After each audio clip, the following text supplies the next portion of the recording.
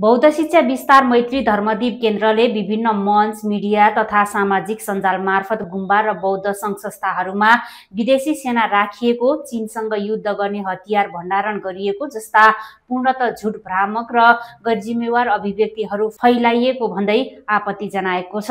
आज सामाजिक सञ्जाल फेसबुक मार्फत आफ्नो धारणा राख्दै बौद्ध शिक्षा विस्तार मैत्री धर्मदीप केन्द्रका अध्यक्ष खेन्पो पाल्साङ नोर्बु बोम्जन लामाले उक्त अभिव्यक्तिहरू केवल बौद्ध धर्मको मर्यादामाथि गम्भीर आक्रमण मात्र नभई नेपालको धार्मिक सहिष्णुता, सामाजिक एकतामाथि गहिरो प्रहार भएको बताएका छन्।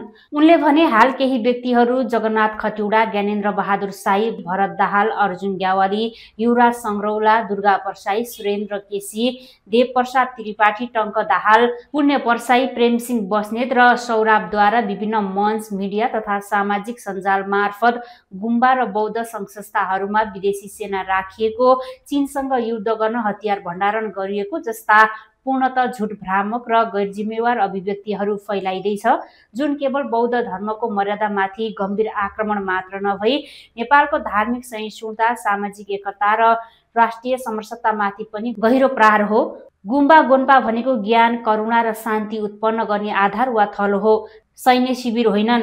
हजारौं वर्षदेखि गुम्बाहरू ध्यान, धर्म अध्ययन र मानवताको शिक्षा दिने आध्यात्मिक केन्द्रहरू हुन्, जहाँ भगवान बुद्धले दिनुभएको उपदेश लगाएका दर्शनले संसारलाई अहिंसा, सह-अस्तित्व र करुणाको बाटो देखाउन प्रेरणा दिएको हुन्छ। यस्ता अति महत्त्वपूर्ण स्थलहरूलाई हतियारको अड्डा भनेर आरोप लगाउनु केवल अज्ञानता होइन, धर्मको अपमान र घृणा फैलाउने प्रयास हो। नेपालका सबै गुम्बाहरू कानून र प्रशासनिक स्वीकृति अनुसार पूर्ण पारदर्शिताका साथ सञ्चालन भइरहेका र यदि यस्ता आरोपहरूमा अलिकति पनि सत्यता हुने हो भने देशका सुरक्षा निकायहरूले प्रमाणसहित कारबाही गरिसक्थे, तर आजसम्म कुनै पनि सरकारी निकायले त्यस्तो पुष्टि गर्न नसकेको उनको दाबी छ। उनले सम्पूर्ण गुम्बा, बौद्ध सङ्घ-संस्था र शिक्षालयहरूले साझा स्वरमा सत्यको रक्षा गर्न आवाज उठाउन आग्रह गरेका छन्।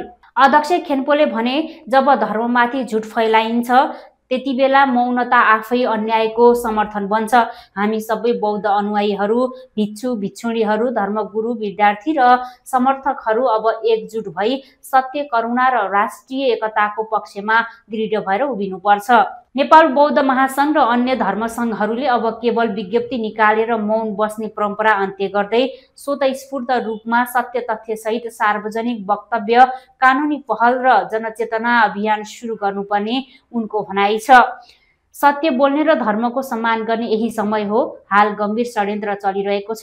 केही व्यक्ति र समूहहरू पैसाको लोभ, व्यक्तिगत स्वार्थ र राजनीतिक आदेशमा गुम्बा तथा धार्मिक सङ्घ-संस्थाहरूलाई फसाउने योजना बुनिरहेका छन्, जसमा फोटो वा भिडियोको गलत प्रयोग गरेर धार्मिक स्थलमाथि आक्रमण गर्ने रणनीति समेत समावेश भएको छ, उनले भने।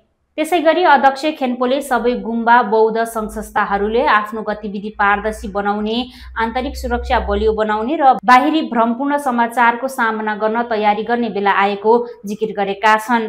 खेन्पोले भने, भगवान बुद्धको शिक्षा शान्ति हो, तर सत्य र धर्मको रक्षा गर्न साहस पनि बुद्ध मार्गकै हिस्सा हो। गुम्बा युद्धको थलो होइन, मानवताको आश्रम हो। त्यहाँ करुणाको दीप बलिन्छ, ज्ञानको बाणी गुन्जिन्छ र मानवताको पाठ पढाइन्छ।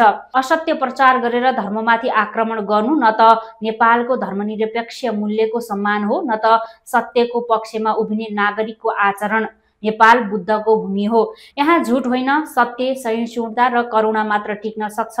हामी शान्तिका अनुयायी हौं, तर सत्यका रक्षक पनि हौं। अध्यक्ष खेन्पोले नेपालका सबै नागरिक, बौद्ध सङ्घ-संस्था, धार्मिक अगुवाई र युवाहरूलाई धर्ममाथि राजनीति गर्नेहरूको खेल बुझ्न र झुट र घृणाको प्रचार अस्वीकार गर्न आग्रह गरेका छन्। उनले भने, सत्य, करुणा र शान्तिको पक्षमा दृढ भएर उभियौं। त्यस्तै उनले नेपाल बौद्ध महासङ्घले देशभरका गुम्बाहरूलाई जोड्दै साझा राष्ट्रिय अभियान सञ्चालन गर्नुपर्ने बताएका छन्। भगवान बुद्धको नामसँग जोडिएको देशको पहिचानको सम्मान र संरक्षण गर्नु हामी सबैको साझा जिम्मेवारी रहेको उनको धारणा छ।